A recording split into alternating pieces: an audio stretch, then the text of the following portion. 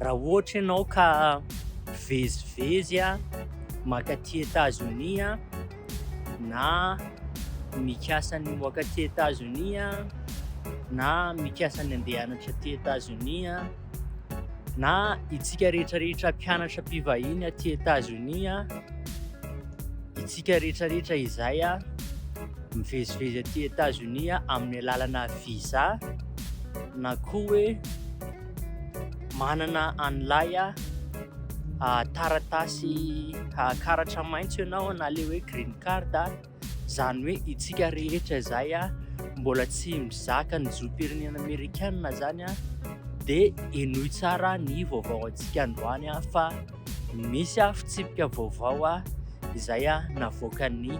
fanjakana amerikanina. Rehefa niova ny année fiscale tamin'ny volana oktobra de be dabe ny zavatra niova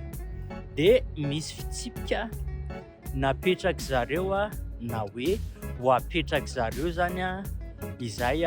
manakery manomboka amin'ny 26 décembre 2025 ho avy zao zany. Rehefa miditra any États-Unis ianao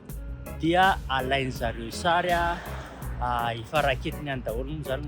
mombamombanao sy ny passeportnao sy ny sisa sy ny sisa. Rehefa mivoaka ny États-Unis koa ianao dia alainy zareo sary, zany hoe misy fakana sary be dabe zany rehefa miditra sy mivoaka any États-Unis. Zay ozy izy no natao ozy izy zareo mba ahafahana mifehy tsara ny olona izay mbola tsy manana ny zom-pirenena amerikanina, mba ahafahana mijery tsara hoe iza ireo zay tsy manara-dalàna amin'ny olona zay mivezivezy mankaty États-Unis, ireo izay mijanona aty États-Unis nefa tsy tokony hijanona aty amin'ny alalana visa, zany hoe reny manao reny mijanona aty États-Unis reny efa lany ny visa zany. De izay ilay vaovao ka aza taitra zany raha ohatra ka mahita an'izay tranga zay isika rehefa any amin'ny aéroport na any amin'ny port fidirana any États-Unis rehefa miditra na rehefa mivoaka.